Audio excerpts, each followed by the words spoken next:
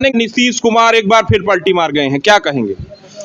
इनका राजनीतिक और सामाजिक दोनों कैरियर खत्म हो गया। अब ये हो गए पलटू राम। चार बार पलटे जो है, जो आजकल जो है इधर उधर भाग रहा, पलट रहा, उसका राजनीतिक कैरियर खत्म हो गया। जैसे ओम प्रकाश राजभर का कैरियर खत्म हो गया।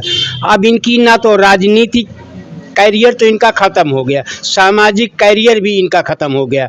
बार बार पलटे जाने से जो है, जिस मोदी की ये बुराई कर रहे थे, आज उसी मोदी के पाले में फिर चले गए, ये फिर पलट के चले गए। अच्छा, पटना में जो रैली की 24 की तैयारी में नीतीश कुमार अहम भूमिका निभा रहे थे, देश के अलग अलग हिस्सों में जा रहे थे, ऐसा लग रहा था कि एनडीए गठबंधन मोदी सरकार को सीधी चुनौती अगर कोई दे सकता है तो नीतीश कुमार दे सकते हैं। तो नीतीश के अब चले जाने से क्या इंडिया गठबंधन पूरी तरह से कमजोर हो गया है? बिल्कुल नहीं, गठबंधन तो मजबूत हो गया जो है। ये तो तेजस्वी कैसे चल रहा था ना, तेजस्वी की ज्यादा सीटें थी ना कि इसकी थी। उसने समर्थन दिया था, इनको मुख्यमंत्री बनाया था।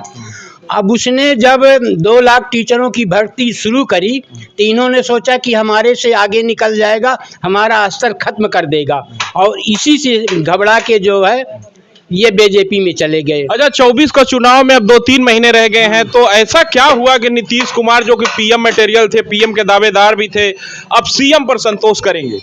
अब सीएम पर इनको संतोष करना पड़ेगा। अब जो है अब सीएम पर संतोष करना पड़ेगा। इनको तो नीतीश के चले जाने के बाद क्या सपा के मुखिया अखिलेश यादव की भूमिका बढ़ेगी इंडिया गठबंधन में? इसकी बढ़ेगी, अखिलेश की बढ़ेगी जो है, अखिलेश की घटेगी नहीं जो है। क्योंकि जो पलट के जा रहे हैं, भाग के जा रहे हैं, वो लोग जो है, नीतीश ने वहाँ की जनता को धोखा दे दिया जो है। नीतीश ने कल कहा जहां हम थे वहीं फिर आ गए हैं। हाँ, वो तो पलटू हैं। और उधर बीजेपी दावा कर रही है कि 40 की अब 40 सीटें हम लोकसभा की जीतेंगे बिहार में। नहीं, दावा तो करना एक अलग बात है, जब जीत के निकाल दें तब दो ना। सभी दावा करते हैं, सभी पार्टियां करती हैं ना। दावा से कुछ नहीं होगा जो है, ये तो सभी दावा कर रहे हैं। जो जब निकाल के ले आए तो ना, अब जनता इनको क्या कह रही है? इनको जनता गाली दे रही है ना, इनको जनता गाली दे रही है। इनकी सामाजिक भी प्रतिष्ठा खराब हो गई, राजनीतिक कैरियर भी इनका खत्म हो गया। ये लास्ट में जाते जाते अपने बुढ़ापे में ये अपनी मिट्टी खराब करा गए जो है। कुछ लोग अब बीजेपी के नेता कहें या यूं कहें समर्थक कह रहे हैं कि इधर अयोध्या में राम आ गए, उधर नीतीश आ गए, अब बाहर आ गई। ये कुछ भी नहीं है। राम एक अपनी आस्था है, राम तो सबके घर में है, राम सबके दिलों में है। तो राम के आने से बीजेपी को लाभ तो होगा? कुछ नहीं लाभ होगा। अब जनता जान गई है, इतनी जल्दी मंदी का जो है इन्होंने प्राण प्रतिष्ठा कर दी, वो सब जान रहे हैं कि चुनाव के लिए है। अब जनता, बिहार की जनता क्यों इनसे रूठ गई? बिहार की जनता रोजगार चाहती है, शिक्षा चाहती है, अस्पताल चाहती है। अब जो है ये मुद्दा नहीं रह गया, राम का मुद्दा कुछ रह नहीं गया बिहार में।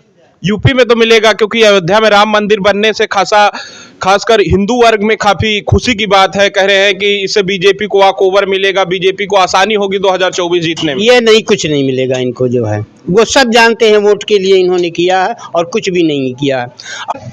फाइनल सवाल, नीतीश कुमार के जाने से क्या 2024 में इंडिया गठबंधन बनाम जो इंडिया गठबंधन की लड़ाई थी, अब क्या लगता है इंडिया गठबंधन मोदी सरकार को चुनौती दे पाएगा 2024 में? मोदी सरकार को बिल्कुल चुनौती देगा। मंदिर कौन बनेगा चेहरा? अब नीतीश जब नहीं है तो चेहरा कौन बनेगा? चेहरा तो बनेगा, अरे वो तो भाई संसदीय बोर्ड की बैठक होगी, उसमें जनता के बीच में तो एक सस्पेंस रहेगा कि इसमें कौन प्रधानमंत्री बनेगा नहीं बनेगा। प्रधानमंत्रियों की कमी थोड़ी है, प्रधानमंत्री काबिल है, ऐसी बात नहीं कि नहीं है काबिल।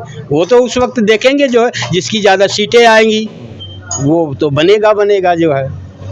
तो ये हमारे साथ है सपा समर्थक राम नरेश यादव जी, जो साफ कह रहे हैं कि नीतीश के जाने के बाद भी इंडिया गठबंधन को खासा नुकसान नहीं होगा।